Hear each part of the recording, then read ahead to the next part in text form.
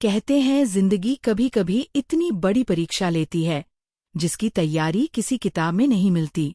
ये कहानी है सीमा की, एक साधारण गांव की लड़की जो 10वीं कक्षा में पढ़ रही थी।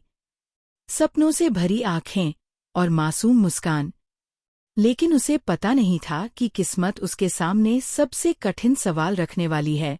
10वीं की पढ़ाई के बीच एक हादसे ने उसकी पूरी दुनिया उजाड़ दी। कुछ ही दिनों में उसने अपने माँ और पिता दोनों को खो दिया। घर में सिर्फ वो और उसकी बुजुर्ग दादी रह गई। सोचिए, जहाँ उम्र दोस्तों के साथ खेलने की होती है, वहाँ सीमा के कंधों पर पूरे घर की जिम्मेदारी आ गई। दादी बूढ़ी थीं, चल फिर नहीं सकती थीं, तो सीमा ही उनका सहारा बनी।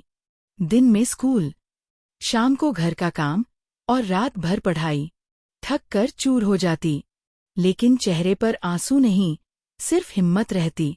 कई बार लोगों ने कहा, इतनी छोटी उम्र में कैसे कर लेगी सब, पर सीमा के मन में आवाज आती, माँ बाप का सपना अधूरा नहीं छोड़ना, मुझे ही आगे बढ़ना है। उसने अपनी आंखों की नींद बेचकर सपनों की इमारत खड़ी की। गरीबी थी, पर हौसला औरों से ज्यादा था। कभी किताबें उधार लेकर पढ़ी, कभी फटे जूतों में स्कूल गई, लेकिन पढ़ाई छोड़ना कभी नहीं सोचा।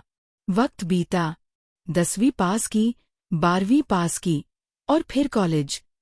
हर क्लास में वो टॉप करती रही। दादी हर बार हाथ उठाकर दुआ करती, मेरी बिटिया चमक जाएगी।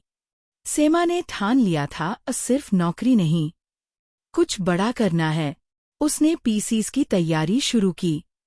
दिन रात मेहनत, कई बार असफलता मिली, लेकिन हर बार दादी की आंखों में भरोसा देखकर सीमा फिर खड़ी हो गई। और आखिरकार वो दिन आया जब रिजल्ट घोषित हुआ।